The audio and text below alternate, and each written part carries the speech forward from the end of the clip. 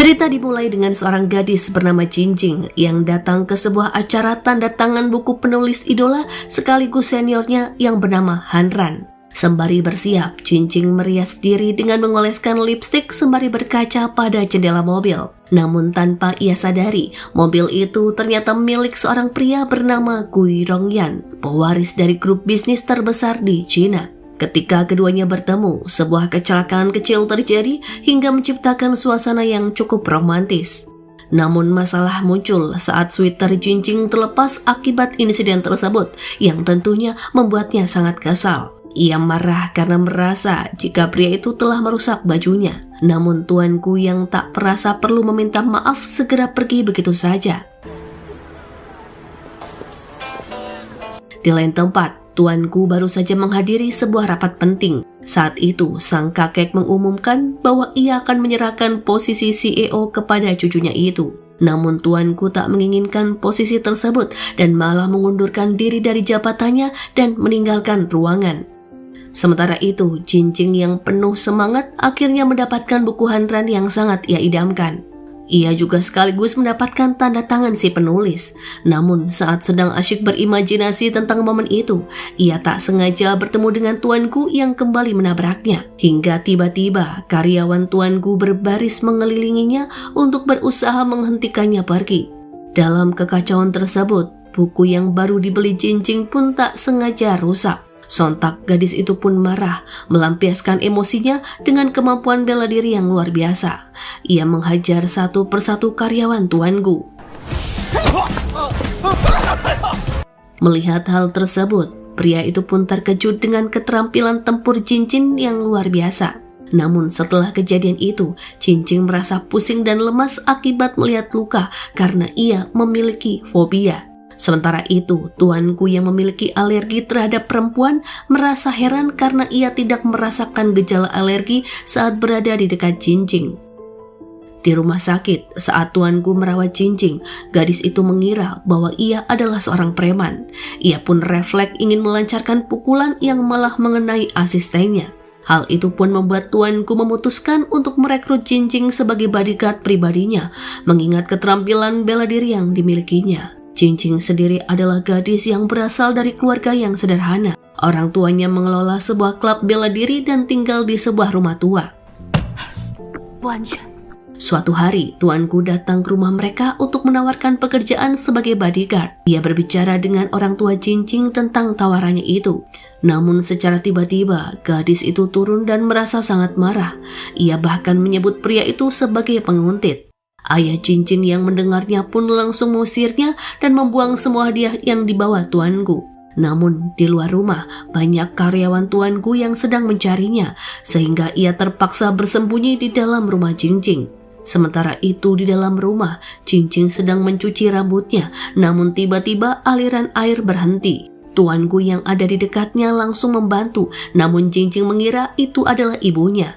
Ketika ia menyadari bahwa yang membantunya adalah tuanku, Jingjing langsung berusaha melawan. Namun karena tersandung, tanpa sengaja ia jatuh ke atas tubuh tuanku. Orang tua Jingjing yang menyaksikan kejadian itu pun segera merasa canggung. Setelahnya, tuanku menawarkan sejumlah uang yang sangat besar kepada mereka agar ia diizinkan untuk tinggal di rumah itu. Tawaran tersebut cukup menggiurkan sehingga orang tua Jingjing pun tak bisa menolaknya. Tuanku akhirnya memilih untuk tinggal di kamar Jingjing yang menyebabkan gadis itu diusir dari kamarnya sendiri. Mereka kemudian mengatur perjanjian di mana tuanku menetapkan beberapa syarat yang ketat bagi Jingjing. Meskipun awalnya Jingjing enggan menandatangani perjanjian itu, ia terpaksa setuju karena desakan orang tuanya. Setelahnya, tuanku sadar bahwa semua kartu kredit miliknya tidak berfungsi di rumah tersebut. Sebagai jaminan, ia meninggalkan jam tangan bermerek mahal dan berjanji akan membawa uang tunai keesokan harinya. Namun seiring berjalannya waktu, tuanku mulai merasa kesulitan beradaptasi dengan lingkungan baru. Ia pun terkejut melihat betapa Jingjing sangat hemat, bahkan sampai memeras pasta gigi hingga tetesan terakhir. Keesokan harinya tepat pukul 5:30, alarm berbunyi dari segala arah yang menandakan waktu untuk berolahraga. Tuanku yang baru saja terbiasa dengan rutinitas ini pun terpaksa ikut bangun. Setelahnya, ia diminta Jinjing untuk membuat kartu miliknya berfungsi dengan mengajaknya pergi ke suatu tempat. Keduanya pun akhirnya tiba di tempat tujuan dan tuanku meminta Jinjing untuk menggunakan kode miliknya dan menarik uang. Ketika gadis itu memeriksa saldo di rekeningnya, ia sangat terkejut saat melihat jumlahnya yang sangatlah besar. Jinjing tak pernah membayangkan bahwa tuanku memiliki begitu banyak uang. Dalam hatinya ia berpikir bahwa pria itu pasti sedang melarikan diri dari masalah dan mungkin ia adalah seorang penjahat yang membawa uang curian. Ia pun bertekad untuk menghukumnya lalu menyerangnya saat kembali hingga terluka. Namun melihat noda merah yang mengalir, Jinjing pun langsung pingsan karena fobianya. Di lain sisi, sekretaris tuanku yang bernama Bai Anrou datang untuk menemuinya. Ia memberikan telepon baru dan ingin membantu tuanku. Pria itu berkata bahwa ia akan tetap bersembunyi sampai kakeknya mengumumkan pengganti dirinya sebagai CEO. Sementara Jinjing kembali menemui orang tuanya dan mengatakan bahwa tuanku adalah seorang pria mesum dan bahkan mungkin terlibat dalam kasus korupsi. Mendengar hal itu pun mereka langsung mengambil tongkat dan bersiap untuk menyerang pria itu. Namun tiba-tiba sikap mereka berubah setelah mendengar bahwa tuanku adalah satu-satunya pewaris dari grupku. Mereka pun menjadi sangat senang dan mulai memperlakukannya dengan sangat baik. Bahkan mereka mulai menata kamar tuanku sesuai dengan keinginannya. Mengingat bahwa ia tak suka warna merah muda, mereka pun menghapus semua benda berwarna pink dari kamar tersebut. Ketika tuanku meminta laptop, ibu Jinjing langsung memberikan laptop milik putrinya. Namun suatu hari, kecelakaan terjadi yang membuat tuanku tanpa sengaja merusak mainan kesayangan Jinjing. Ia pun merasa bersalah dan berkata akan menggantinya. Namun Jinjing yang kesal hanya bisa menyebut bahwa tak semua hal bisa dibeli dengan uang. Ia pun merasa marah dengan sikap tuanku yang selalu berpikir jika uang bisa menyelesaikan segalanya. Setelah kejadian itu, tuanku mulai memberi banyak perintah kepada Jinjing. Ia menginginkan air dengan suhu yang sangat spesifik yang sulit dipertahankan, terlalu dingin ataupun terlalu hangat. Di kemudian hari, melalui laptop Jinjing, tuanku menyadari betapa berharganya mainan tersebut bagi gadis itu. Sehingga ia pun meninggalkan catatan untuk Jinjing yang berisi permintaan maaf dan janjinya untuk mengganti mainan itu. Di malam harinya, Jinjing tanpa sengaja masuk ke kamar tuanku setelah keluar dari kamar mandi. Ketika terbangun dan melihat pria itu, Jinjing langsung marah dan salah mengira bahwa kamar itu masih miliknya. Ia pun menyebut tuanku sebagai pria mesum. Keesokan harinya, Han Ran, penulis yang menjadi idola Jinjing, datang untuk menemui gadis itu. Melihat idola sejatinya, Jinjing merasa sangat senang dan malu, sehingga wajahnya kian memerah yang juga disadari oleh tuanku. Han Ran mencoba untuk bersalaman dengan tuanku, namun pria itu sama sekali tak mengindahkan ajakan itu. Jinjing merasa sangat bahagia karena pada akhirnya buku yang selama ini ia impikan bisa ditandatangani olehnya. Setelah Han Ran pergi, tuanku baru menyadari perasaan Jinjing terhadap pria itu. Ia pun berpikir bahwa Jinjing belum pernah berpacaran dengan siapapun. Gadis itu beralasan bahwa banyak orang yang menyukainya dan bahkan melamarnya, namun hanya Han Ran lah yang memiliki tempat di hatinya. Tuanku berkata bahwa meskipun Jinjing menyukai Han Ran, namun menurutnya pria itu tak merasakan hal yang sama. Tuanku mulai memasang speaker untuk memanggil Jinjing agar melakukan tugas-tugas kecil untuknya. Setiap kali ada kecoa di kamarnya, ia memanggil Jinjing. Jika ia ingin air atau jika ada nyamuk atau bahkan jika ia perlu jendela ditutup, maka semuanya harus dilakukan oleh Jinjing. Semua perintah ini membuat Jinjing merasa sangat stres. Untuk mengurangi rasa frustasinya, Jinjing pergi menemui sahabatnya yang bernama Aimi. Aimi berkata bahwa tuanku mungkin berusaha dekat dengan Jinjing dan suatu hari nanti mungkin ia akan membelikan pakaian dan mengajaknya berbelanja. Sementara itu, tuanku sedang menunggu Jinjing di mobilnya karena ia berencana mengajaknya ke sebuah pameran. Namun sebelum itu, ia mengajaknya untuk pergi berbelanja terlebih dulu. Mendengar hal tersebut, Jinjing mulai bermimpi berbelanja dengan seorang pria kaya raya. Namun tuanku berkata bahwa ia ingin tampil seperti orang biasa dan ingin dibawa ke pasar murah. Jinjing pun membawanya ke pasar yang membuat tuanku merasa sangat canggung karena ia tak pernah berada di tempat seperti itu sebelumnya. Namun ketika tuanku keluar dengan pakaian santai, ia malah terlihat semakin tampan. Seorang ibu di pasar tersebut salah mengira bahwa tuanku adalah pacar Jinjing. Dengan nada santai tuanku berkata bahwa gadis itu seharusnya merasa terhormat karena orang-orang mengira keduanya berpacaran. Setelahnya, tuanku membawa Jinjing ke sebuah mall mewah dan membelikannya pakaian mahal. Jinjing mencoba beberapa gaun, namun ia kesulitan berjalan dengan sepatu hak tinggi. Tuanku merasa Jinjing sangat menggemaskan meskipun tampak canggung. Namun Jinjing menolak menggunakan gaun tersebut karena harganya yang sangat mahal. Tuanku bersikeras agar Jinjing menggunakannya karena mereka akan menghadiri pameran bersama.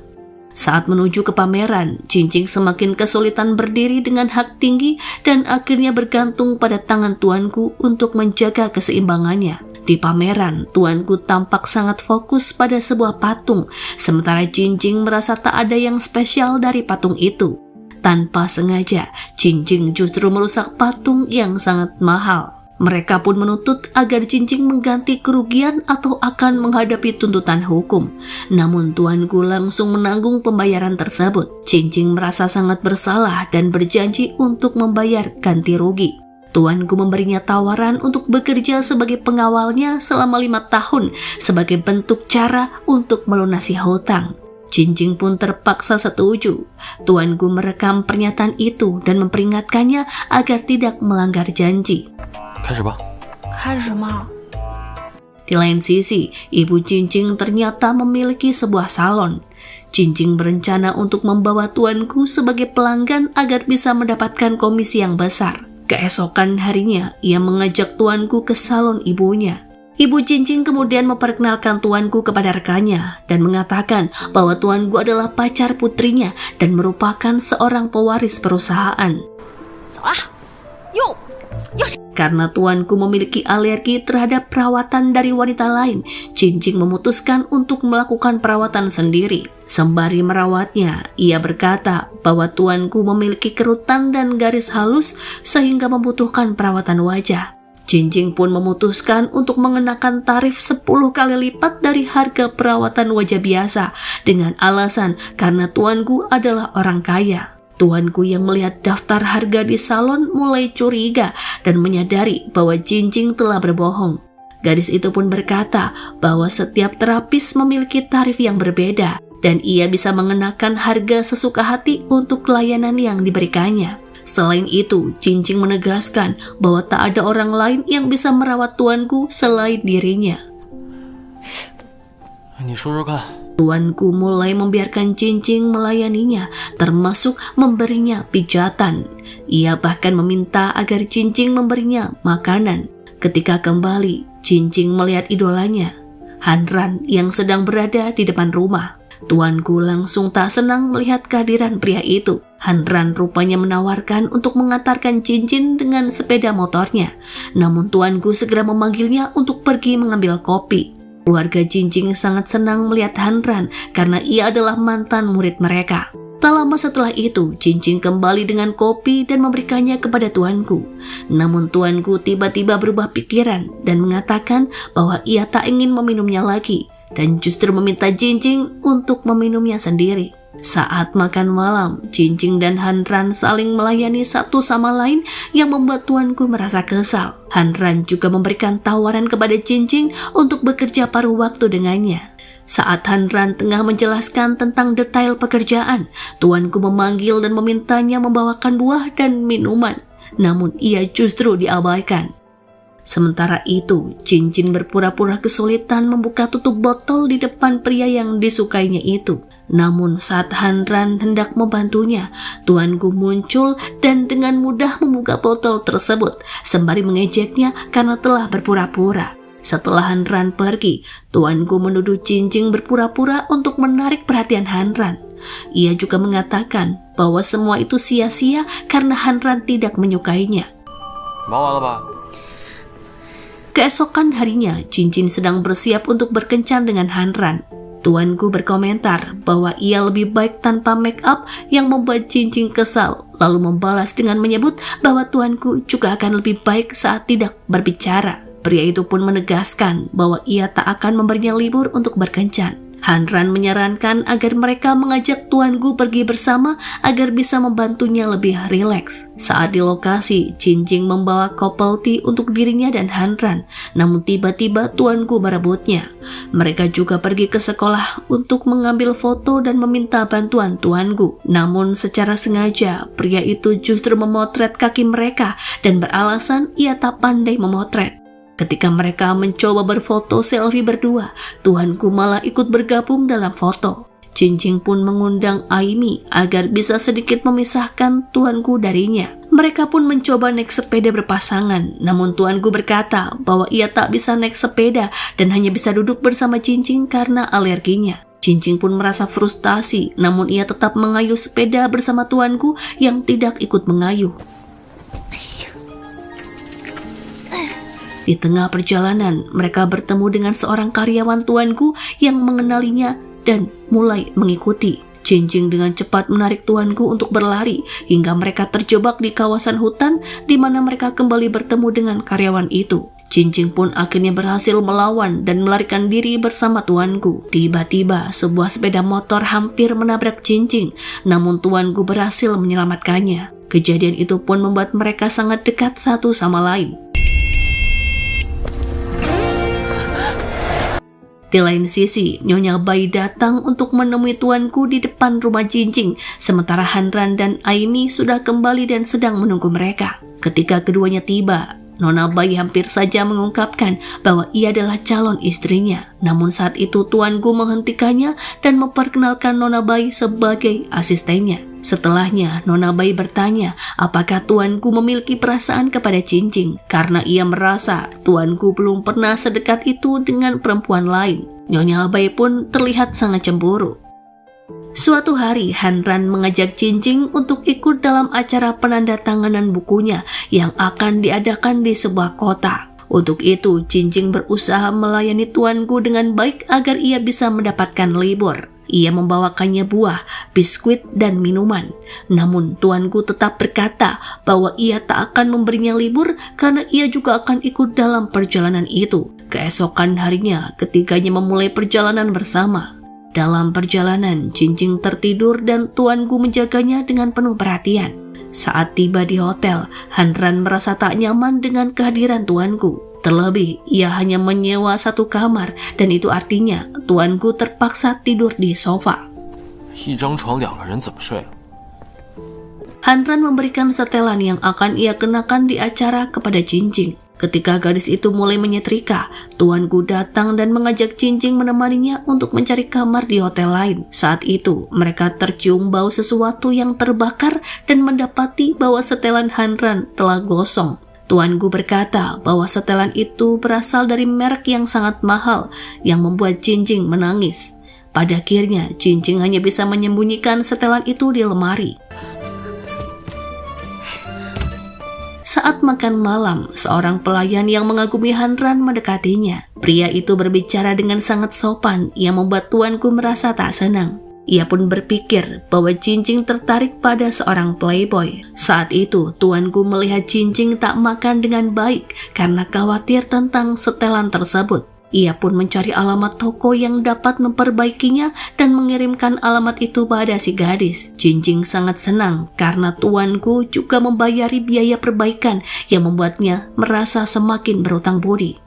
Sementara itu, Tuan Gu yang tak bisa tidur pergi ke kamar Cincin dan menemukan ia belum pulang. Ia pun berpikir bahwa Cincin tak seharusnya membuang waktu tidurnya untuk orang lain. hingga pada akhirnya ia pun pergi untuk menjemputnya. Ketika sampai di toko, tuanku menemukan Jinjing tertidur di sofa, sehingga ia melepaskan jaketnya dan menutupinya, lalu tidur di sofa di sampingnya.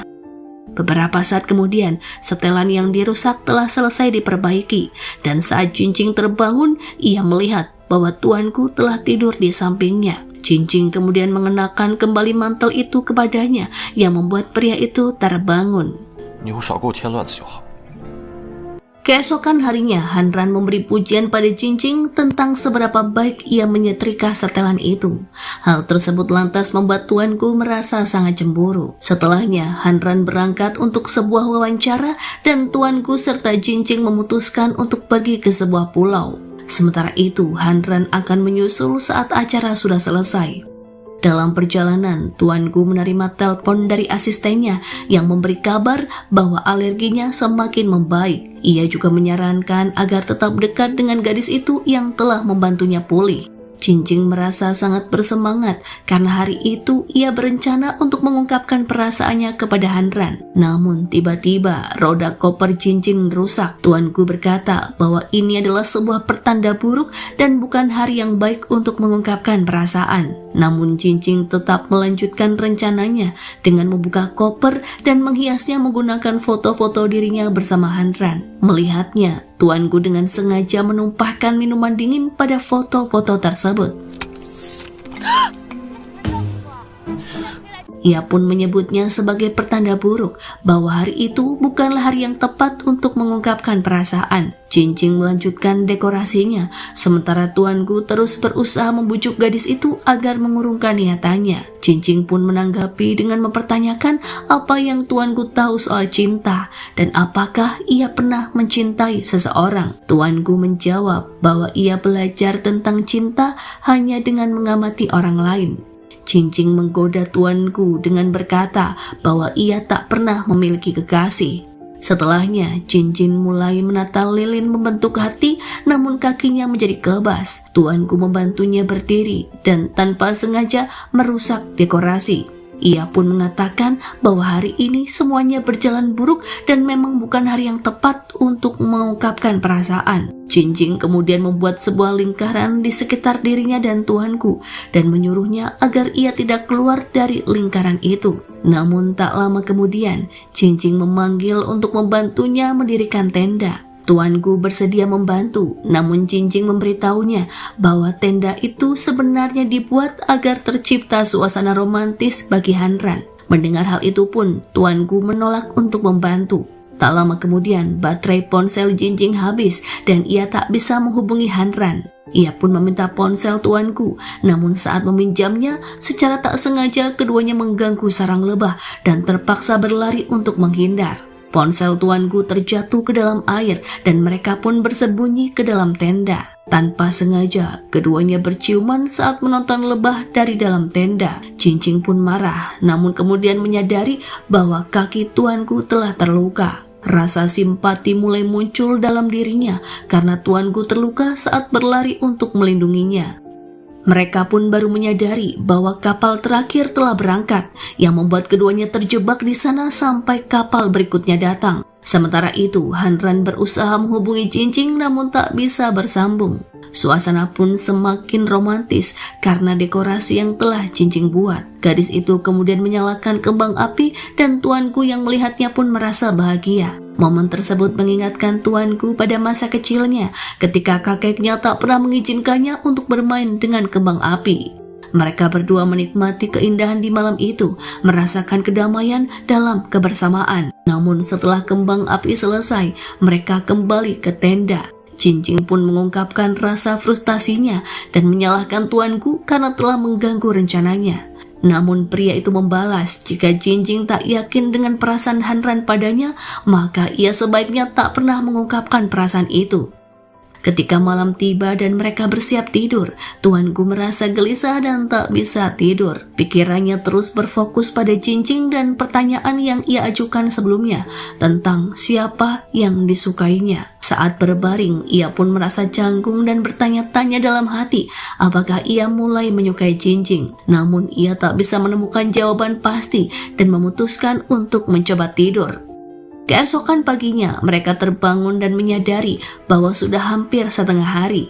Waktu yang seharusnya dihabiskan untuk kegiatan lain kini telah terbuang. Jinjing merasa terburu-buru karena Hanran sudah selesai dengan acara penandatanganan bukunya. Namun ketika mereka sampai pada acara tersebut, Jinjing menjelaskan bahwa ponselnya yang mati adalah alasan mengapa ia tak bisa dihubungi.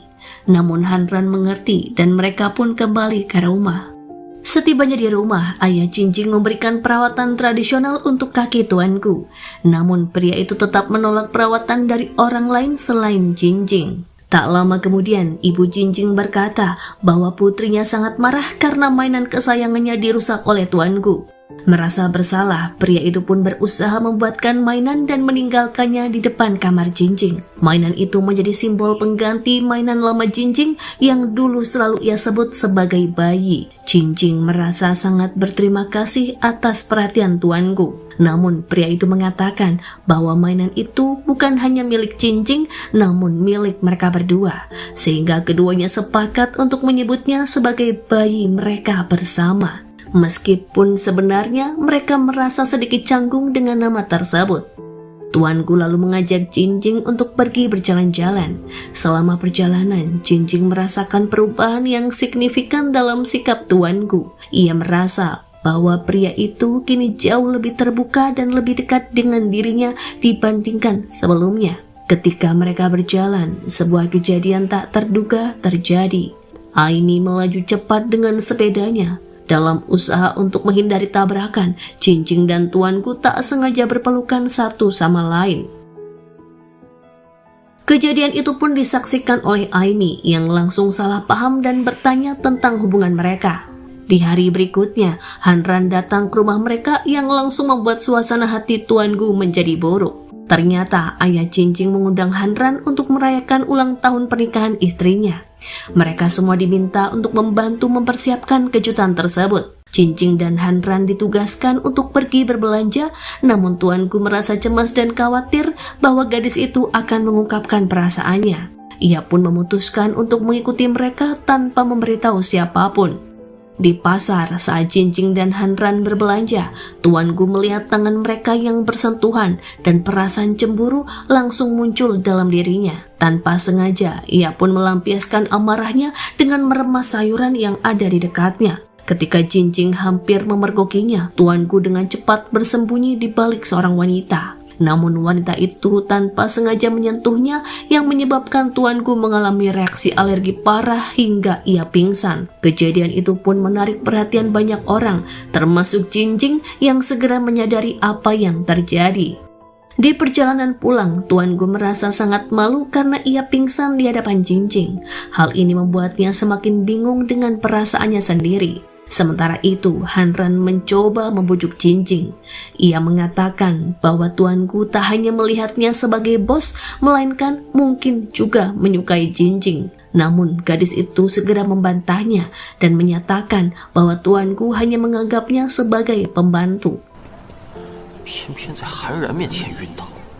Setibanya di rumah, Bibi terkejut dan sangat senang melihat dekorasi yang telah dipasang. Namun tuanku tampak tertekan dan terlihat gelisah. Ketika Bibi menanyakan ada apa, tuanku pun mengungkapkan perasaan hatinya. Ia bercerita tentang seorang teman yang mana setiap kali ia melihat temannya itu bersama pria lain, hatinya terasa sangat sakit. Ayah dan ibu Jinjing pun mengatakan bahwa kemungkinan itu adalah cinta yang bertepuk sebelah tangan. Mendengar hal tersebut, tuanku hanya bisa terdiam, tenggelam dalam pikirannya. Saat itu juga, Jinjing pulang dengan wajah yang tampak lebih ceria dari biasanya. Tuanku pun mulai bertanya-tanya, apakah Jinjing mengungkapkan perasaannya dan apakah Hanran telah menerimanya. Tuanku yang cemas pun berdiri di luar pintu kamar Jinjing. Ia merenungkan cara terbaik untuk bertanya tanpa membuatnya curiga. Sementara itu, Jinjing merasa sangat bahagia karena Hanran mengajaknya ke sebuah pesta di mana semua orang akan menganggap mereka sebagai pasangan. Namun Tuan Gu merasa gelisah dan akhirnya memberanikan diri untuk masuk ke dalam kamar Jinjing. Gadis itu berkata bahwa ia butuh cuti untuk pergi ke pesta bersama Hanran karena kini ia merasa yakin bahwa pria itu benar menyukainya. Tuan Gu menanggapi dengan keras dan tetap tak akan memberikan cuti sama sekali. Jinjing pun mengancam untuk mengambil cuti sakit jika Tuan Gu tidak memberinya cuti, karena ia akan tetap pergi ke pesta itu. Setelah kejadian tersebut, Tuan Gu menghubungi asistennya dan meminta nasihat. Ia menceritakan masalah temannya yang jatuh cinta kepada seorang gadis, namun gadis itu malah menyukai orang lain. Asistennya yang bernama Siete memberikan saran bahwa orang itu harus memahami apa yang disukai oleh si gadis dan menunjukkan sisi manisnya. Tuan Gu memutuskan untuk mengikuti saran tersebut dan membawa Jinjing ke sebuah klub bela diri karena ia tahu gadis itu menyukai seni bela diri. Keduanya mulai berlatih, namun justru Jinjing yang bisa mengalahkannya dengan mudah. Setelahnya, Tuan Gu merasa marah dan menyalahkan asistennya atas ide yang terbilang buruk. Xie berkata bahwa ia tak pernah menyuruh untuk membawa Jinjing ke klub bela diri hanya untuk dipukuli. Beberapa waktu kemudian, Tuan Gu melihat Jinjing menonton berita tentang hujan meteor. Jinjing mengungkapkan kesukaannya tentang hujan meteor dan berharap bisa menontonnya bersama Hanran. Tuan Gu yang ingin memberikan kejutan mengajak Jinjing untuk bertemu di suatu tempat. Ia juga sudah menyiapkan teleskop dan menunggu gadis itu dengan penuh harap. Namun setelah menunggu selama 2 jam, Jinjing tak kunjung datang. Hujan pun akhirnya mulai turun dan Tuan Gu dengan marah mencari Jinjing. Gadis itu beralasan bahwa karena cuaca yang buruk, ia memutuskan untuk tidak datang. Pada saat itu, asisten Tuan Gu juga tiba dan pada akhirnya semua orang tahu bahwa Xie adalah pacar Aimi. Keempatnya pun duduk bersama untuk makan malam di mana disajikan 2 buah kue. Aimi dan Jinjing saling menukar kue mereka. Kue Aimi berisi sebuah kalung yang ia kira adalah pemberian dari pacarnya. Padahal sebenarnya kalung itu dimasukkan oleh Tuan Gu untuk Jinjing. Melihat hal tersebut, Jinjing berpikir dalam hati bahwa dirinya juga ingin diberikan kejutan serupa. Saat pulang ke rumah, ibu Jinjing memberitahunya bahwa Tuan Gu telah memesan sebuah teleskop. Mendengar hal itu, ia pun menyadari bahwa Tuan Gu ingin menonton hujan meteor bersamanya. Ketika pria itu tiba di rumah, Jinjing mengucapkan terima kasih padanya. Namun Tuan Gu mengabaikannya dan langsung pergi begitu saja. Keesokan harinya, saat Tuan Gu terbangun, ia merasa senang saat mendapati bahwa Jinjing telah meninggalkan obat dan teh untuknya. Namun kebahagiaannya segera hilang ketika ia melihat Jinjing yang sedang bersiap untuk pergi ke pesta bersama Hanran. Dalam kebingungannya, Tuan Gu meminta asistennya untuk mendapatkan undangan ke pesta itu apapun caranya. Ketika mereka tiba di pesta, Jinjing sudah menikmati waktunya bersama Hanran. Namun setelah beberapa saat, Tuan Gu juga segera tiba bersama sekretarisnya. Saat itu, Jinjing benar-benar menikmati waktu bersama Hanran, hingga ada beberapa orang yang menghampiri Hanran dan memberikan pujian mengenai betapa imutnya pacarnya. Namun Hanran menjelaskan bahwa Jinjing bukanlah kekasihnya, melainkan hanya seperti adik kecil baginya. Mendengar hal itu pun membuat Jinjing merasa sangat malu. Tuan Gu kemudian ikut campur dan menyatakan bahwa Jinjing tak bisa menjadi pacar Hanran karena dialah yang sedang berusaha mendekatinya. Gadis itu mengira bahwa Tuan Gu hanya berusaha menyelamatkannya dari rasa malu. Setelahnya mereka pun mulai menari bersama. Meskipun Jinjing tak tahu cara menari, Tuan Gu berusaha membantunya dan mengatakan agar hanya fokus padanya saja. Sementara itu, Hanran mengingatkan Tuan Gu untuk tidak mendekati Jinjing jika ia tidak memiliki perasaan yang tulus pada gadis itu. Hanran tak ingin melihat Jinjing terluka. Namun saat itu Tuan Gu justru marah saat mendengarnya. Ia pun berkata bahwa dirinya tak akan membiarkan siapapun termasuk Hanran menyakiti Jinjing. Ia juga menyarankan Hanran agar tak muncul lagi di hadapan Jingjing karena hal itu akan membuatnya merasa lebih malu. 你只是不想让苏静静受到伤害，而我 Di lain sisi, Jingjing merasa kesal dan ingin pergi sendirian. Ia berteriak agar tuanku tidak mengikutinya. Namun, pria itu tetap mengikutinya dan memberikan jasnya karena cuaca yang dingin. Mereka kemudian pergi ke sebuah restoran. Jingjing merasa kecewa karena Hanran tidak mengapresiasi penampilannya hingga akhirnya minum sampai mabuk. Dalam keadaan setengah sadar, Jingjing mulai menangis dan meragukan penampilannya. Namun Tuan Gu berusaha menghiburnya dengan menunjukkan sebuah foto dan berkata bahwa ia terlihat sangat cantik. Selain itu, Tuan Gu membawanya keluar dari restoran. Namun karena sepatu hak tinggi yang dipakainya membuatnya sulit berjalan, Tuan Gu melepas sepatu itu lalu menggendongnya. Jingjing yang merasa ingin tinggal di taman akhirnya ditinggalkan oleh Tuan Gu, sementara ia mencari sandal untuknya. Mereka berdua akhirnya menghabiskan waktu bersama di sebuah taman. Namun Jingjing mulai menangis lagi. Ketika Tuan Gu mencoba mengerti perasaannya, gadis itu pun merasa bingung dan menangis serta bertanya mengapa ia berteriak kepadanya. Setelah kejadian itu, Tuan Gu kesulitan mengantar Jingjing pulang karena gadis itu terus mengetuk pintu setiap rumah yang menyebabkan para tetangga berkumpul. Ketika akhirnya sampai di rumah, ibunya merawatnya sementara Tuan Gu menunggu di luar kamar. Tak lama kemudian, suara-suara mulai terdengar dari dalam kamar Jingjing. Tuan Gu masuk dan melihat banyak kotak misteri di kamar Jingjing yang rusak, yang membuatnya semakin bersedih. Pria itu pun menelpon asistennya dan meminta untuk dibawakan banyak kotak misteri di keesokan harinya. Saat Tuan Gu kembali, Jingjing sudah tak ada di rumahnya. Keesokan paginya, Jingjing terbangun dan mendapati dirinya sedang bersembunyi tidur di dalam lemari. Ia tak ingat bagaimana bisa berada di sana, namun menyadari bahwa ia berada di kamar Tuan Gu. Ketika turun ke bawah, sang ibu memarahinya dan bertanya apa yang ia lakukan kemarin karena ada noda lipstik di baju Tuan Gu. Ia mencoba mengingatkan Jingjing tentang kejadian semalam, namun gadis itu tak ingat apa-apa. Tuan Gu berkata bahwa Jingjing pasti ingat kejadian di pesta semalam, di mana ia dengan jujur berkata bahwa dirinya sangat menyukai Jingjing. Tuan Gu juga bertanya apakah Jingjing ingat apa yang mereka lakukan bersama. 你别再装了，你明明就知道。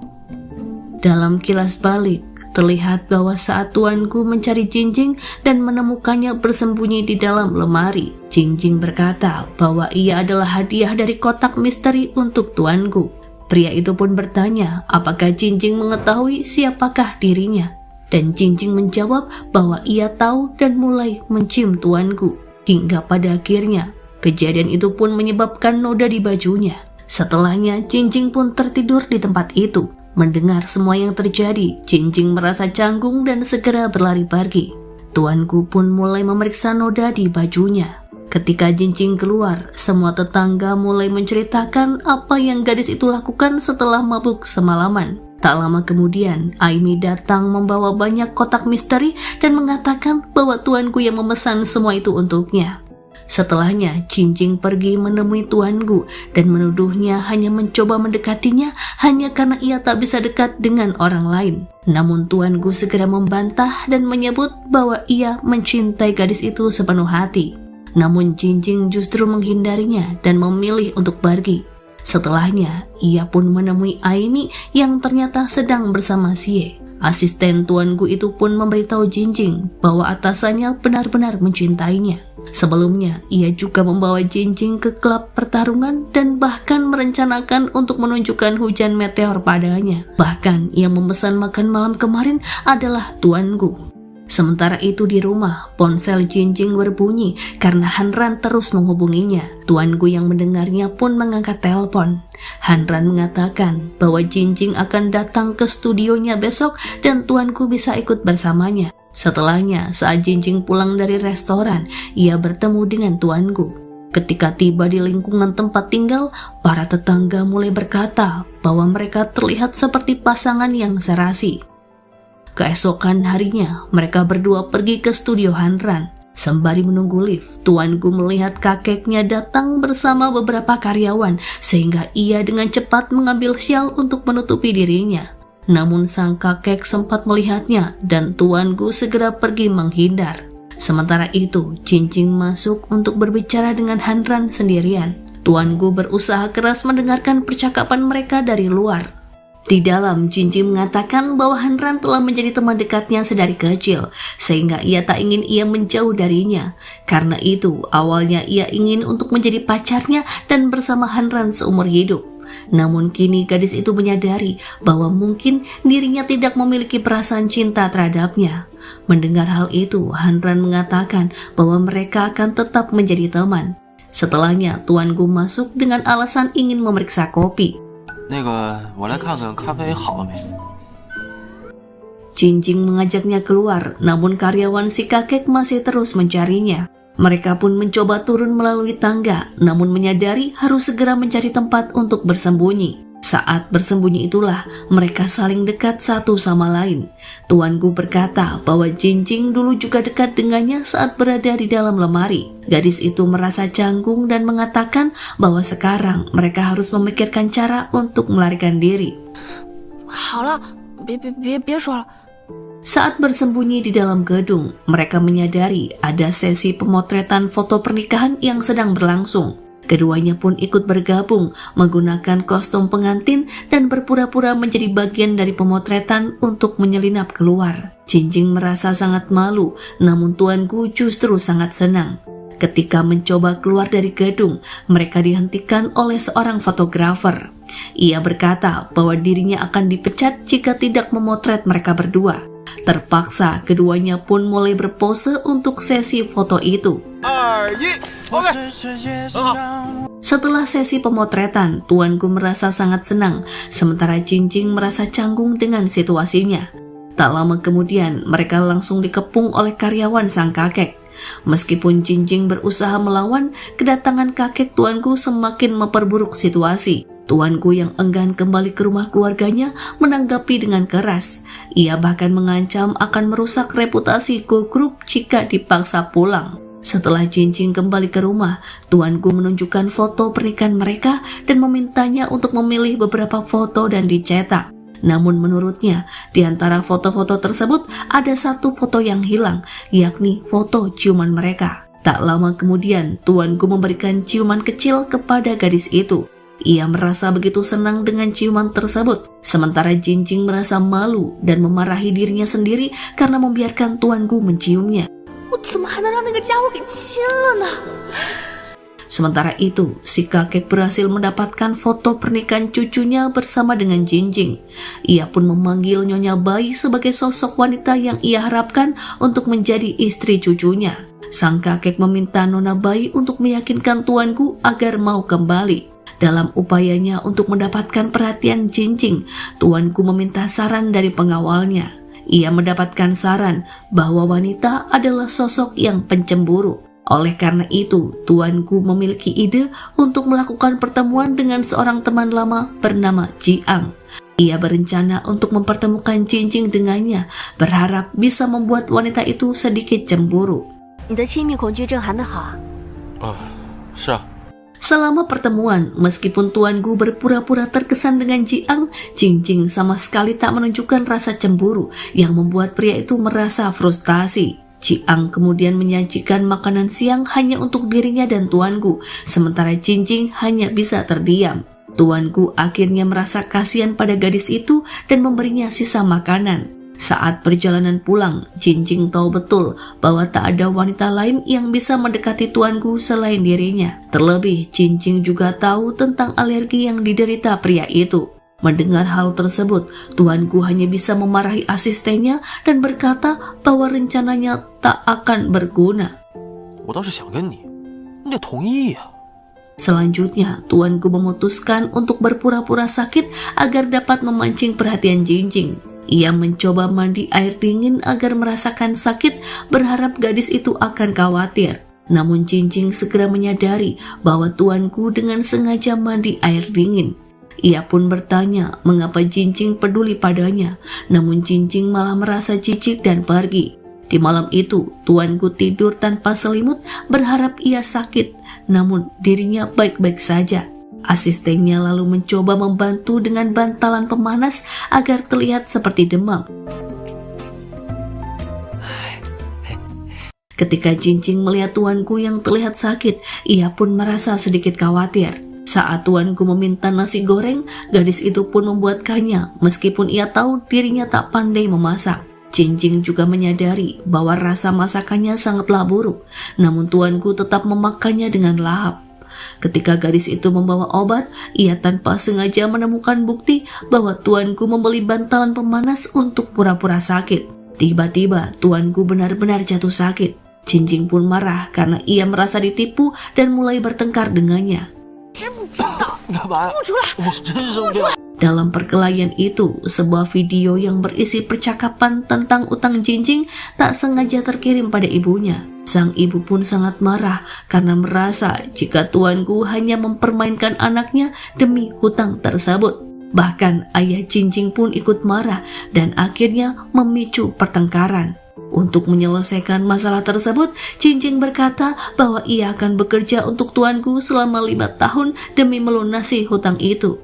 Namun tuanku memberitahu ayah Cincing bahwa ia benar-benar menyukai putrinya. Cincing terlihat membawa makanan untuk tuanku yang sedang sakit parah. Meskipun pria itu meminta untuk dibawa ke rumah sakit, Cincing tak percaya dan pergi begitu saja. Di tengah malam, asisten tuanku dan Aimi datang ke rumah Cincing. Mereka memberitahu bahwa tuanku benar-benar sakit dan membutuhkan perawatan medis. Cincing, 还是你来吧。 Merasa bersalah, Cincing segera membawanya ke rumah sakit.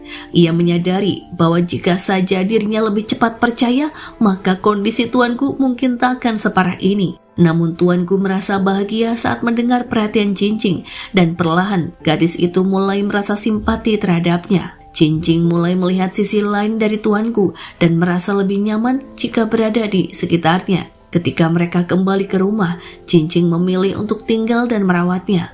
Ia bahkan dengan penuh perhatian ikut tertidur di samping tuanku.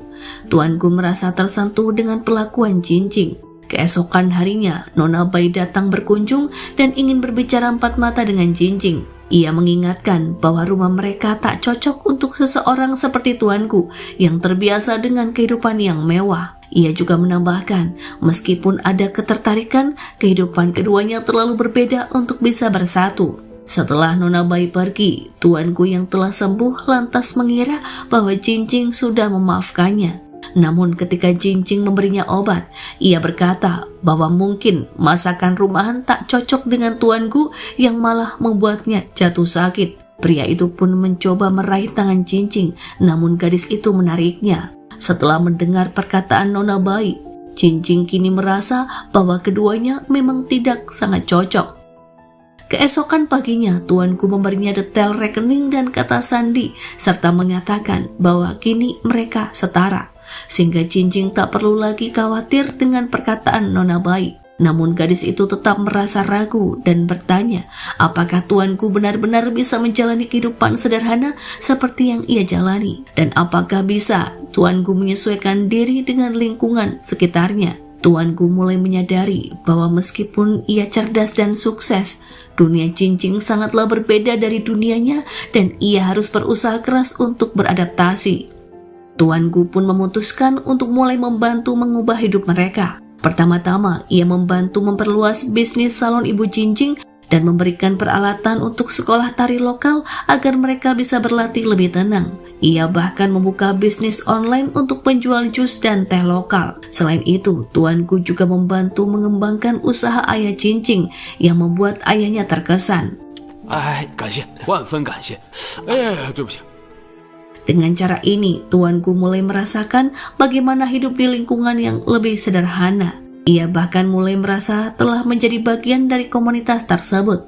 Tuanku juga mulai melakukan pekerjaan rumah seperti memasak dan mencuci piring yang sebelumnya sangat asing baginya. Suatu hari, setelah berusaha keras untuk menyesuaikan diri dengan dunia Cincing, tuanku memegang tangannya dan bertanya apakah kini gadis itu masih menerima dirinya. namun Jinjing menjawab bahwa ia belum bisa memutuskan. 你不是一直跟我说人要做自己吗？ Suatu hari, karyawan tuanku mendatangi Jinjing untuk memberitahu bahwa sang kakek ingin bertemu dengannya. Ketika Jinjing tiba, si kakek meminta bantuannya untuk meyakinkan tuanku agar mau kembali. Kakekku kemudian menawarkan apapun yang diinginkan gadis itu sebagai imbalannya, dengan harapan ia bisa mengubah pikiran cucunya itu. Jinjing merasa tertekan, namun ia tetap berusaha untuk tidak terpengaruh oleh tawaran tersebut. Orang tua Jinjing mulai khawatir ketika mendengar kabar bahwa putri mereka dibawa beberapa pria berjas hitam. Namun tuanku meyakinkan mereka bahwa Jinjing akan aman dan dirinya tahu di manakah Jinjing berada. Karyawan si kakek pun menyodorkan cek kosong dan meminta Jinjing untuk mengisinya dengan apa saja yang ia inginkan. Namun gadis itu tetap menolak dan malah mencoba melarikan diri. Ia pun berlari ke taman dan di saat itulah tuanku muncul. Ia menyiramkan air dingin kepada para karyawan untuk menghentikan mereka. 都老实点啊！ 都老实点，不想变成小兵人的话。 Ketika sang kakek tiba, ia merasa senang karena akhirnya bisa bertemu lagi dengan cucunya itu. Tuanku menegaskan bahwa siapapun yang berusaha menyakiti Jinjing maka akan berhadapan dengannya. Meskipun sang kakek berkata bahwa gadis seperti Jinjing tak cocok dengannya, namun tuanku tetap teguh pada pendiriannya. Ia menyebut bahwa Jinjing adalah satu-satunya gadis yang bisa ia cintai. Ia siap hidup di dunia yang dijalani Jinjing meskipun hal itu sangat berbeda dengan kehidupannya yang lalu. Mendengar hal tersebut, Jinjing pun mulai membuka hati.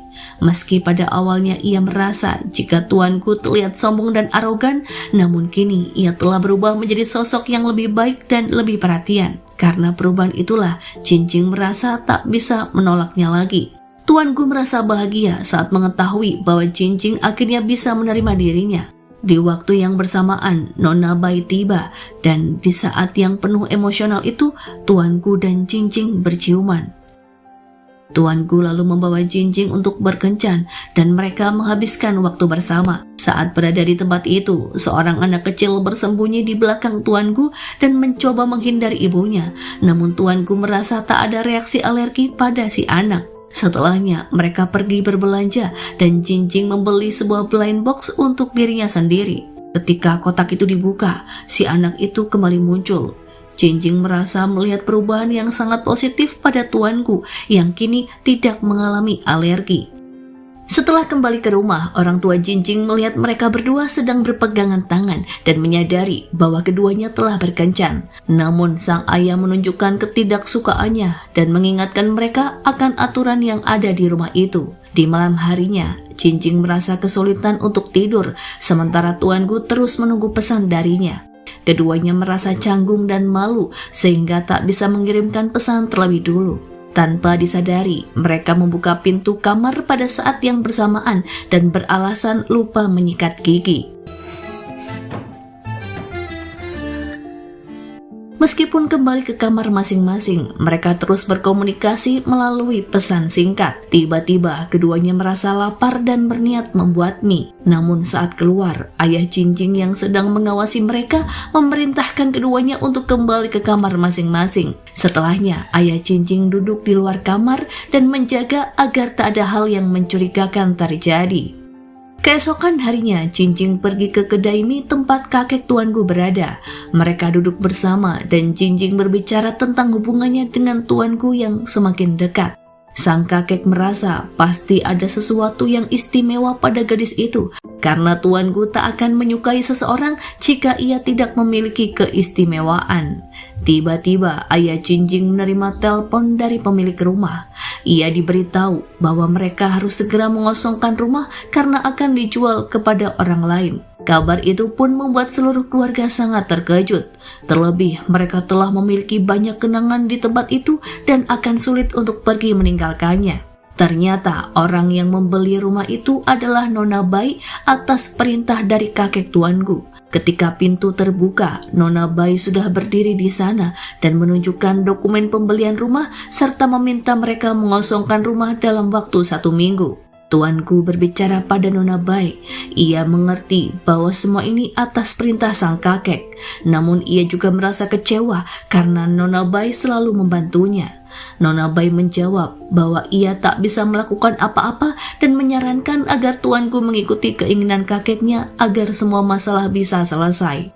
Tuanku merasa frustasi dan meminta maaf kepada orang tua Jinjing karena sudah menyebabkan banyak masalah. Sementara Jinjing menemui kakek tuanku di kedai mie. Sang kakek akhirnya menjelaskan alasan mengapa tuanku meninggalkan rumah.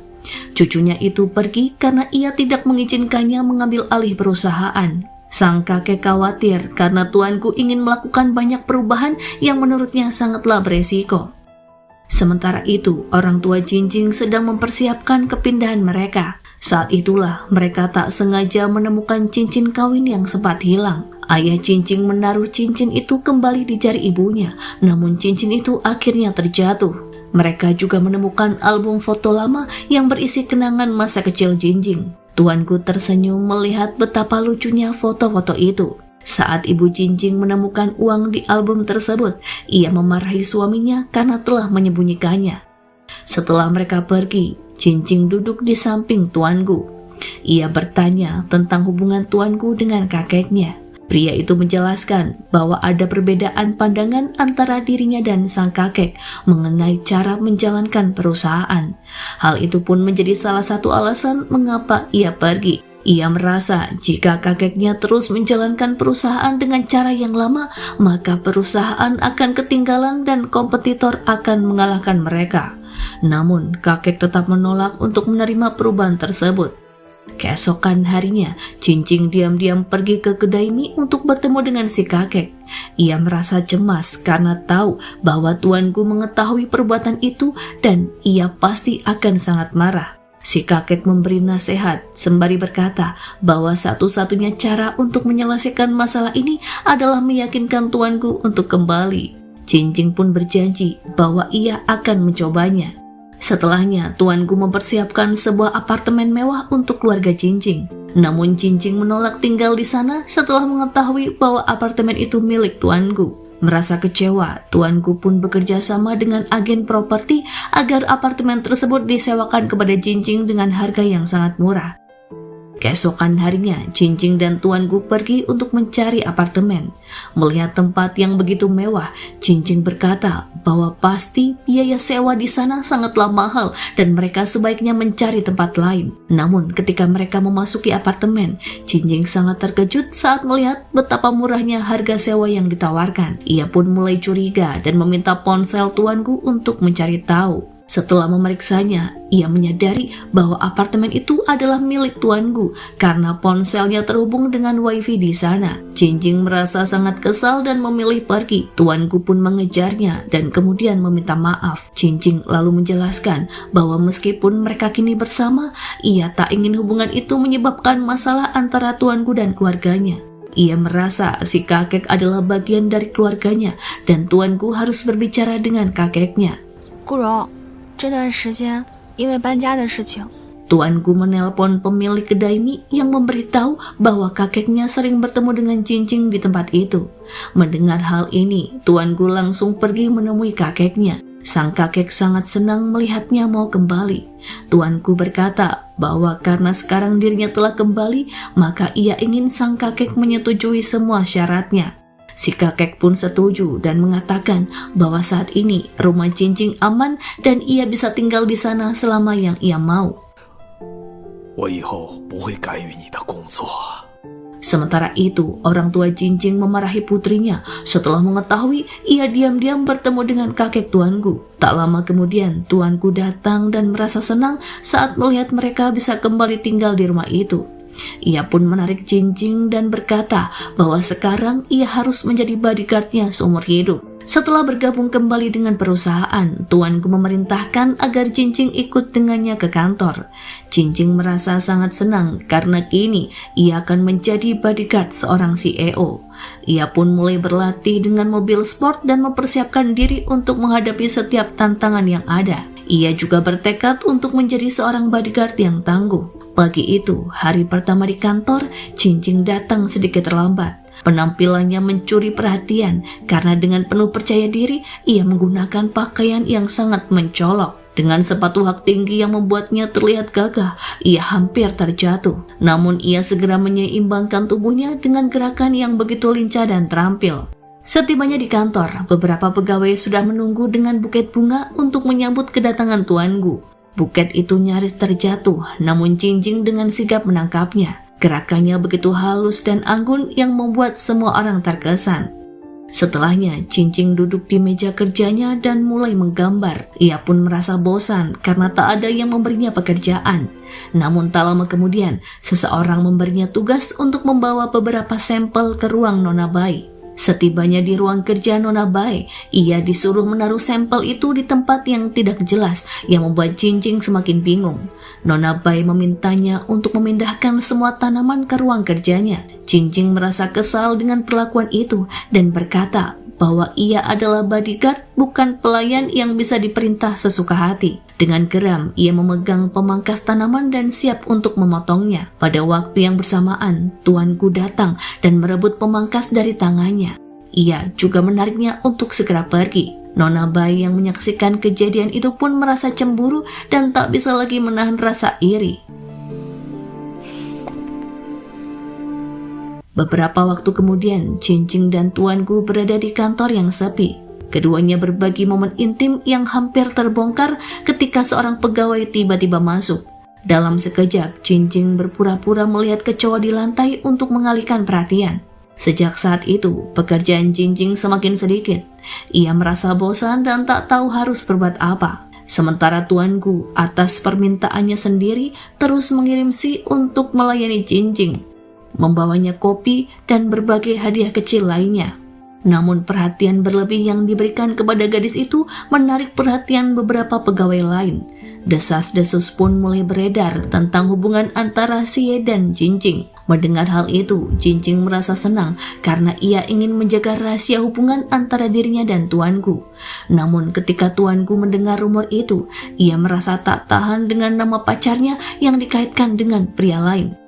Dalam upaya menghentikan spekulasi, ia memutuskan untuk memperlihatkan perhatian lebih kepada Jingjing. Ia pun lebih sering berkunjung ke ruangannya dan bahkan tanpa disadari mulai memperparah gosip yang beredar. Akan tetapi, semua usaha untuk membuktikan hubungan mereka justru berakhir dengan salah paham yang semakin berkembang. Meskipun ia mencoba dengan segala cara, rumor itu tak pernah berhenti tersebar. Pada suatu hari, di depan banyak orang, Tuan Gu mendekati Jingjing dengan niat mengajaknya makan malam. Beberapa pegawai melihat kejadian itu dan mulai berbisik. Salah satu pegawai menyindir bahwa Jingjing ternyata bukan hanya bodyguard Tuan Gu, namun juga supir pribadinya. Mendengar komentar tersebut, Tuan Gu merasa kesal dan dengan tajam menyindir si pegawai. Ia menyarankan mereka untuk menggunakan keterampilan gosip itu untuk menyebarkan rumor yang lebih baik.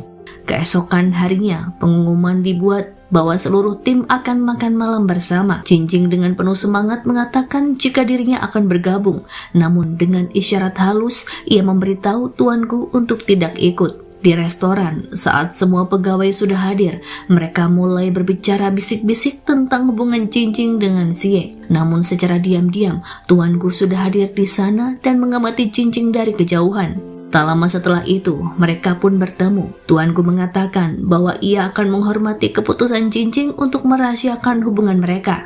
Namun tiba-tiba, sebuah kecelakaan kecil terjadi ketika seorang pria menabrak mereka, membuat keduanya berpelukan dan tak sengaja berciuman hingga disaksikan semua pegawai di sana. Dan pada akhirnya, Tuan Gu terpaksa mengumumkan bahwa Jingjing adalah pacarnya. Kehidupan di kantor berubah drastis setelah pengumuman tersebut. Pegawai mulai memberikan ruang bagi mereka berdua. Bahkan di lift sekalipun, mereka tak perlu khawatir lagi akan adanya gangguan. Namun tiba-tiba, Nona Bai datang dan mulai menghina Jingjing.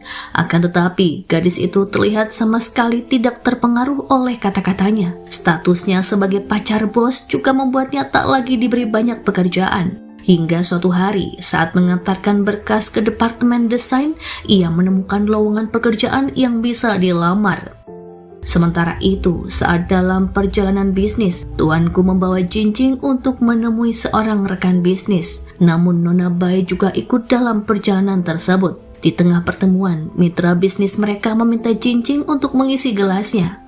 Hal itu pun dianggap sebagai sebuah penghinaan yang tidak bisa diterima oleh tuanku. Pria itu pun akhirnya memperkenalkan Jinjing bukan hanya sebagai bodyguard, namun juga sebagai pacarnya. 让我女朋友给你倒水。 Ketika Jinjing pergi ke kamar mandi, Nona Bai memanfaatkan kesempatan itu untuk berbicara dengannya. Ia mengatakan bahwa gadis tersebut bukan pasangan yang sempurna untuk tuanku dan seharusnya pria itu memilih wanita seperti dirinya. Ketika tuanku mengetahui bahwa mitra bisnis mereka telah menghina Jinjing, ia memutuskan untuk menghentikan kerjasama dengan mereka. Bukan hanya karena penghinaan itu, namun juga karena ia merasa mereka tak layak untuk bekerja sama dengan perusahaan. 我觉得恰恰相反。 Di perjalanan berikutnya, tuanku bersiap-siap untuk melakukan perjalanan bisnis lagi. Sementara Jinjing merasa bersalah dan berpikir tuanku harus mencari klien baru hanya karena dirinya. Di lain sisi, Nona Bai terus memaksa agar dirinya bisa ikut. Akan tetapi, tuanku menghindarinya. Mereka pun akhirnya pergi menemui mitra baru, namun setelah lama menunggu, ia tak kunjung datang. Setelahnya, Nona Bai mencoba mendekat kepada tuanku dan menawarkan bantuan dengan pekerjaannya, meskipun tujuan utamanya hanyalah untuk menghabiskan waktu bersamanya. Ketika ia mengajak tuanku untuk makan malam, pria itu pun langsung menolak. Sebelum pergi, Nona Bai dengan sengaja meninggalkan mantel di ruangannya. Begitu wanita itu pergi, tuanku segera menghubungi Jinjing dan mengungkapkan kerinduannya. Namun ketika Nona Bai kembali untuk mengambil mantelnya, tuanku tidak memberitahu Jinjing bahwa ia sedang bersamanya. 明天展览馆不是有手办的展览吗？我票给你买好了。 Sementara itu di lain sisi, saat Jinjing sedang bersama asisten tuanku, ia melihat pencuri yang sedang mengambil ponsel seorang turis asing. Tanpa ragu, ia menghentikan pencuri itu dan mengembalikan ponsel pada pemiliknya. Turis bernama William itu sangat berterima kasih dan terkesan dengan keterampilan Jinjing yang ternyata juga penggemar seni bela diri. Asisten Xie memberitahu Jinjing bahwa Nona Bai juga ikut dalam perjalanan bisnis tuanku. Mendengar hal itu, Jinjing merasa terkejut dan mulai bertanya-tanya mengapa tuanku harus berbohong kepadanya. 给你送门票。他们对啊，他和白总。 Sementara itu, Nona Bai sengaja mengatur makan malam dengan tuanku. Ia melayani makanannya, berharap untuk lebih dekat dengan pria itu. Tak lama kemudian, tuanku menerima telepon dari asistennya.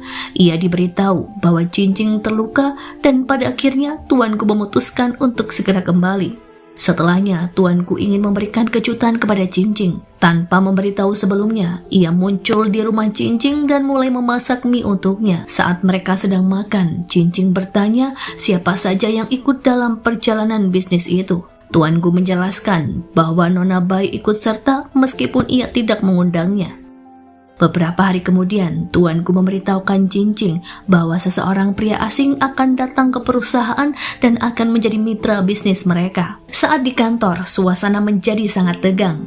Semua pegawai berusaha sebaik mungkin untuk memberi kesan yang baik bagi si pria asing. Ternyata pria itu adalah William yang sangat terkejut saat melihat Jinjing juga ada di sana.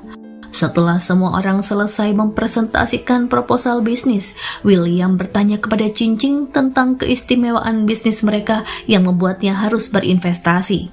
Gadis itu dengan percaya diri menjelaskan semuanya dengan baik dan William pun terkesan serta setuju untuk bekerja sama.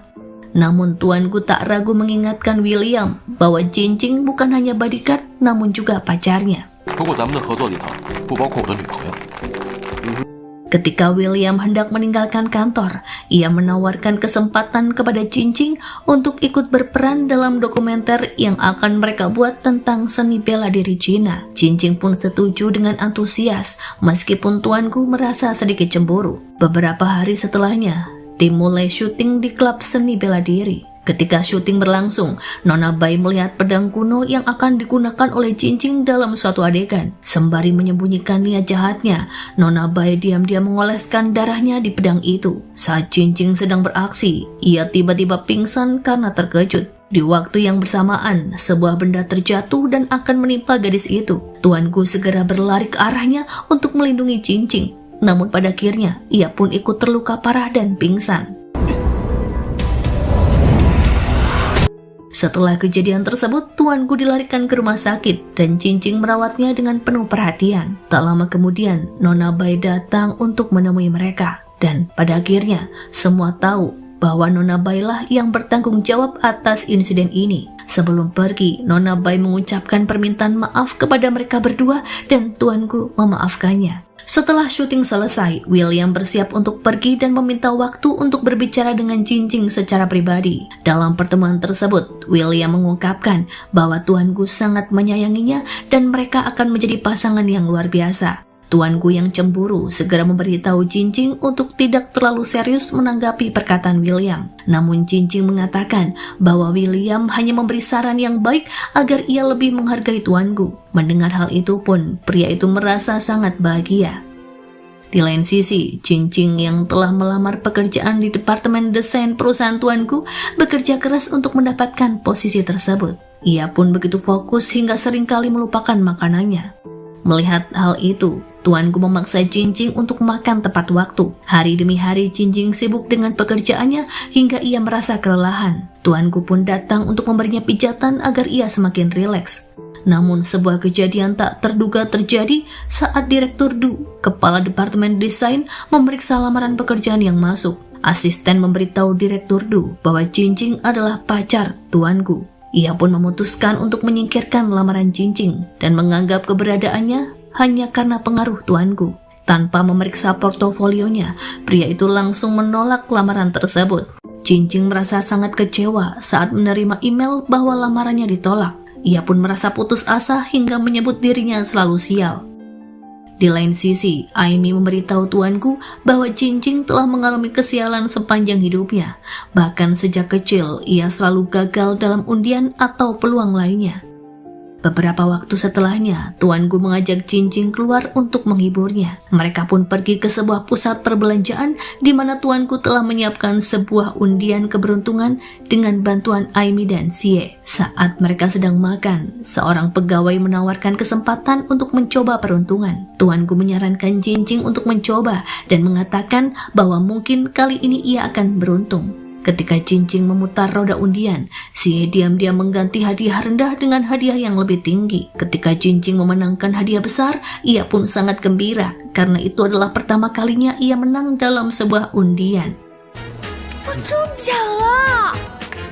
Setelahnya, Xie dan Aimi yang menggunakan kostum karakter kartun mengajak Cincing untuk membuka telur emas yang akan memberi hadiah. Cincing membuka telur tersebut dan mendapatkan hadiah belanja gratis di mall yang membuatnya sangat bahagia. Ia pun menikmati belanja dengan sepuasnya dan suasana hatinya pun semakin baik. Setelah itu, tuanku membawanya ke mesin penjual otomatis dengan hadiah kejutan. Ia meminta untuk meminjam sedikit keberuntungannya, lalu memberikan ciuman singkat sebelum membuka kotak kejutan. Hadiah yang keluar adalah barang-barang yang ternyata sangat disukai oleh Cincing. Hal itu pun mulai membuatnya curiga. Pada akhirnya, gadis itu pun menyadari bahwa tuanku sebenarnya sedang berusaha untuk menghilangkan rasa sialnya. Dalam suasana hati yang sudah lebih baik, Cincing memberikan ciuman kepada pria itu. Di malam harinya, tuanku menemui Direktur Du di sebuah bar dan memintanya untuk meninjau kembali karya Cincing. Ketika direktur akhirnya memeriksa karya-karya gadis itu, ia pun sangat terkesan dan langsung memberinya kesempatan untuk bekerja di departemen desain. Ketika Cincing menerima pemberitahuan bahwa lamarannya diterima, ia pun merasa sangat bahagia. Tuanku mengatakan bahwa dirinya tidak melakukan apa-apa dan semua itu berkat kemampuannya sendiri tanpa campur tangan tuanku. Keesokan harinya, saat Cincing hendak memasuki kantor, secara tak sengaja Direktur Du menabraknya hingga menyebabkan kopi tumpah di gaunnya. Cincing pun marah dan membalasnya dengan menumpahkan kopi di baju sang direktur. Namun tak lama kemudian, ia menyadari bahwa pria itu adalah bosnya di departemen desain. Tuanku yang melihat kejadian itu pun segera membawanya pergi. Ia meminjamkan jas miliknya yang cukup besar untuk menutupi noda di gaunnya. Saat di kantor, Direktur Du masih meragukan kemampuan Jinjing. Ia diberikan tugas ringan sebagai asisten, sementara rekan-rekan lainnya mendapat pekerjaan yang lebih menantang. Jinjing pun merasa kecewa karena hal tersebut. Hingga suatu ketika, saat berada di ruang penyimpanan, ia tak sengaja menabrak Direktur Du yang sedang berada di sana. Tak hanya itu, mereka berdua juga terjebak di ruangan tersebut karena ada yang tak sengaja mengunci pintu dari luar. Meskipun sudah berteriak, namun tak ada yang mendengar mereka. Sementara itu, Tuan Gu sedang mempersiapkan kejutan dengan hidangan favorit Jinjing. Dalam ruang penyimpanan, Direktur Du memperhatikan desain dinding yang sulit dipahaminya. Jinjing lalu menggunakan pistol air untuk menyemprotkan warna dan menunjukkan ide-idenya. Selama terjebak di sana, mereka berdua menikmati proses menciptakan desain bersama.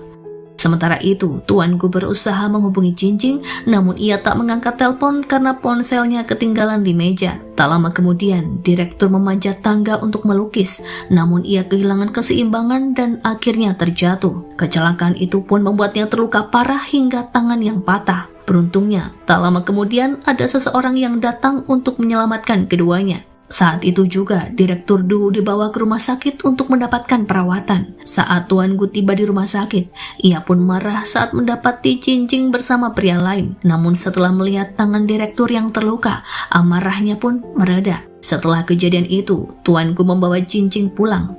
Meskipun merasa kesal karena Jinjing lupa hari jadi mereka, suasana hati Tuan Gu mulai membaik setelah gadis itu berusaha menebusnya. Mereka pun akhirnya menikmati makan malam bersama dan Jinjing memuji masakan Tuan Gu. Sebagai balasan, Tuan Gu memberikan kejutan yang jauh lebih besar. Dan saat mereka sedang menikmati waktu bersama, orang tua Jinjing pun datang. Ibunya senang ketika melihat mereka berdua, namun sang ayah justru tampak marah. Sang ibu pun berusaha menenangkan suaminya itu. Akhirnya mereka semua duduk dan makan bersama, meskipun tatapan sang ayah tetap tajam dan penuh pertanyaan. Di tengah malam, Tuan Gu diam-diam memasuki kamar Jinjing karena ingin menghabiskan waktu bersamanya. Mereka berdua merasa muak dengan peraturan ketat sang ayah. Jinjing juga merasa frustasi karena ayahnya tak menyadari jika dirinya sudah dewasa. Tuan Gu pun mengusulkan agar mereka pindah ke apartemennya yang dekat dengan perusahaan. 我的公寓在公司旁边，咱们搬出去住吧。 Keesokan harinya, Tuan Gu berbicara dengan orang tua Jinjing dan berkata bahwa mereka ingin tinggal di apartemen agar lebih dekat dengan tempat bekerja. Namun ayah Jinjing menolak rencana itu.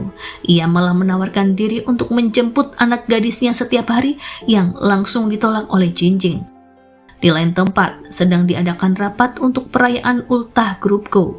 Bagian desain mengajukan ide-ide baru, namun Tuan Gu tak puas dengan semuanya. Direktur juga memutuskan bahwa Jinjing yang akan mempresentasikan tema tersebut pada acara ulang tahun.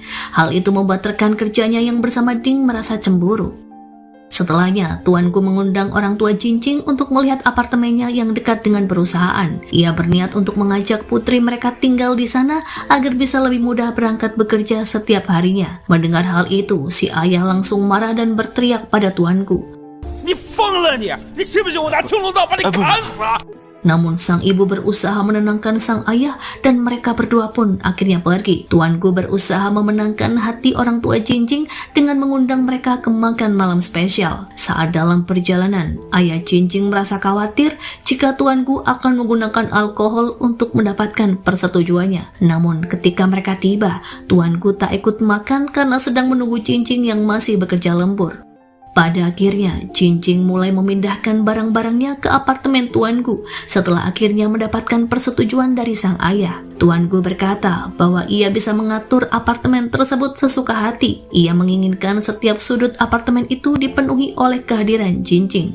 Keesokan harinya, Jinjing berusaha keras untuk menggarap tema Ultah Go Group. Ia juga mendapat apresiasi dari direktur yang membuat rekan-rekannya semakin cemburu. Jinjing berhasil membuat poster baru untuk tema Ultah tersebut, namun tiba-tiba poster itu hilang. Ia pun pergi ke kantor Direktur Du untuk mengambilnya, karena Ding berkata bahwa poster itu ada di sana. Jinjing kemudian menyiapkan latar belakang dengan poster tersebut untuk acara ulang tahunnya. Saat bekerja lembur, Jinjing tak sengaja ketiduran di kantor Tuan Gu. Pagi harinya, semua karyawan datang dan melihat mereka berdua berdekatan yang menyebabkan salah paham. Tak lama kemudian, mereka mengetahui bahwa perusahaan pesaing menggunakan poster serupa untuk ulang tahun mereka. Seorang di tim pasti telah membocorkan desain tersebut. Tuanku akhirnya memerintahkan untuk segera beralih ke rencana selanjutnya. Di rapat Dewan Direksi, mereka memeriksa rekaman CCTV yang menunjukkan jika Jinjing berada di kantor Direktur Du di malam itu. Semua orang mulai menyalahkan Jinjing, namun tuanku membelanya. Ia mengatakan bahwa mereka tak bisa menyalahkannya hanya berdasarkan rekaman tersebut. Direktur Du juga membela Jinjing. Mereka berencana untuk mengungkap pelaku yang sebenarnya. Dalam rencana tersebut, Direktur Du dan Jinjing berpura-pura berbicara dengan Direktur Du dan mengatakan bahwa ia curiga pada Ding dan berencana memecatnya. Ding yang mendengar percakapan ini bergegas ke kantor Direktur Du dan ia marah karena merasa tak membocorkan informasi tersebut. Pada akhirnya, Ding mengundurkan diri dan pergi dengan membawa barang-barangnya. Setelah kejadian itu, semua karyawan mulai menjauh dari Jinjing yang membuatnya sangat bersedih. Direktur Du mendekati Jinjing dan mengajaknya untuk minum bersama guna menghiburnya. Mereka berdua pergi untuk menikmati minuman dingin, sementara direktur mulai menceritakan kisah hidupnya tentang bagaimana ia berhasil bangkit dari kemiskinan dan menjadi orang kaya. Sementara itu, tuanku terus mencoba menghubungi Jinjing, namun ponselnya tiba-tiba mati. Setelah beberapa waktu, Jinjing kembali ke rumahnya. Tuanku merasa cemas dan bertanya kemanakah ia pergi. Jinjing mengungkapkan bahwa ia pergi minum bersama Direktur Du. Mendengar hal itu pun, perasaan cemburu langsung muncul dalam diri tuanku. Jinjing kemudian menceritakan bahwa rekan-rekannya di kantor mulai menjauh darinya dan hanya Direktur Du yang tetap mendukungnya. Mendengar cerita itu pun, tuanku merasa tergerak dan memeluknya. 怎么会这样？ Keesokan harinya saat di kantor, tuanku mengumumkan bahwa desainer yang sebelumnya menggugat Go Group tidak jadi melanjutkan tuntutannya dan mereka harus membuat desain baru. Semua desainer pun diminta untuk bekerja lembur. Di lain sisi, Hanran bertemu dengan Direktur Du yang sedang mabuk. Direktur Du mengungkapkan rasa cemburunya terhadap tuanku dan berniat untuk bersaing merebut Jinjing. Hanran yang mendengar hal itu pun memberitahukannya pada tuanku. Pria itu tak bisa membiarkan seseorang merebut Jinjing darinya dan berniat untuk menyingkirkannya. Tuan Du yang semakin gelisah dengan kecemburuannya mulai bertindak yang mencurigakan. Ia bahkan merekam percakapan tuanku dan membocorkannya ke media. Pada hari perayaan, banyak wartawan berkumpul dan mengajukan pertanyaan mengenai kemungkinan gugatan terhadap Go Group. Namun tiba-tiba desainer yang dimaksud datang dan mengklarifikasi bahwa ia telah bekerja sama dengan Jinjing untuk menciptakan desain baru dan tidak berniat menggugat Go Group. Bahkan ia juga tengah menjalin kerjasama dengan perusahaan itu. Melihat situasi ini, direktur berusaha melarikan diri. Tuanku yang sudah mengetahui segalanya lantas mengungkapkan bahwa Direktur Du lah yang telah membocorkan poster. Kilas balik menunjukkan bahwa Ding sebenarnya tidak mengundurkan diri, melainkan bekerja sama dengan tuanku. Ia telah mengumpulkan bukti yang bisa membongkar perbuatan pria itu. Tuanku berhasil menyingkirkan desainer untuk bergabung dengan mereka, serta menunjukkan desain milik Jinjing. Setelah rencana jahat Direktur Du terbongkar, ia akhirnya mengakui bahwa perbuatannya didorong oleh rasa cemburu. Meskipun bekerja keras, ia merasa tak pernah bisa mencapai posisi tuanku di grupku. Selain itu, ia mulai menyukai Jinjing dan ketika tawaran dari perusahaan lain datang dengan insentif, ia tak bisa menolaknya. Setelah mengungkapkan semuanya, direkturku meninggalkan kantor. Sementara Ding diangkat menjadi direktur yang baru dan menjalin persahabatan erat dengan Jinjing. Suatu hari kakek tuanku tiba-tiba jatuh sakit dan memanggil tuanku serta Jinjing untuk menemuinya. Dengan suara lemah, ia mengungkapkan keinginan terakhirnya, yakni ingin melihat mereka berdua menikah dan memiliki cicit sebelum meninggal. Mendengar permintaan itu, mereka berdua berjanji untuk memenuhi keinginannya. Namun tak lama setelahnya, mereka mengetahui bahwa kakek tuanku hanya berpura-pura sakit. Kakek kemudian mengingatkan mereka bahwa mereka sudah berjanji dan tak bisa mengingkarinya. Jinjing merasa tertekan dan mengungkapkan pada tuanku bahwa karirnya baru saja dimulai dan ia belum siap untuk menikah atau memiliki anak. Beberapa waktu kemudian, tuanku bertemu dengan orang tua Jinjing. Mereka mengungkapkan bahwa kini, setelah semua murid mereka pulang, sudah saatnya bagi mereka berdua untuk kembali ke rumah, karena tidaklah pantas tinggal bersama sebelum menikah. Tuanku menyetujui hal itu dan berkata bahwa mereka akan segera menikah. Orang tua Jinjing merasa sangat senang mendengar keputusan itu, namun Jinjing masih merasa belum siap untuk memulai lembaran hidup baru. Suatu hari, tuanku berdandan rapi, menggunakan parfum dan membawa anggur ke kamar Jinjing untuk memenuhi permintaan kakeknya. Namun Jinjing yang sangat mengantuk mengabaikan niatan tuanku dan langsung pergi tidur dan menggagalkan usahanya. Keesokan harinya, Aimi berniat membeli gaun pengantin untuk dirinya sendiri dan mengajak Jinjing menemaninya. Aimi juga membujuk Jinjing untuk mencoba gaun pengantin. Saat Jinjing keluar menggunakan gaun itu, ternyata tuanku telah menyiapkan segalanya untuk melamar Jinjing. Di hadapan semua orang, tuanku mengenang setiap momen yang telah mereka lalui bersama dan akhirnya melamarnya. Jinjing menerima lamaran itu dan tuanku memasangkan cincin di jari manisnya. Keduanya pun berciuman. Hari pernikahan pun akhirnya tiba. Tuanku dan Jinjing sedang bersiap-siap dalam perjalanan menuju tempat acara. Namun saat itu mobil mereka mengalami ban kempes. Pada akhirnya keduanya memutuskan untuk melangsungkan pernikahan di rumah saja. Di rumah pun diubah menjadi tempat pernikahan. Keduanya menggunakan pakaian tradisional dan mengadakan upacara pernikahan. Semua orang merasa bahagia untuk mereka. Setelah upacara selesai, mereka pun langsung menuju ke kamar. Keduanya ingin memenuhi permintaan kakek untuk segera memiliki anak dan menghabiskan malam bersama, menandai akhir bahagia dalam kisah keduanya. Dan film pun berakhir.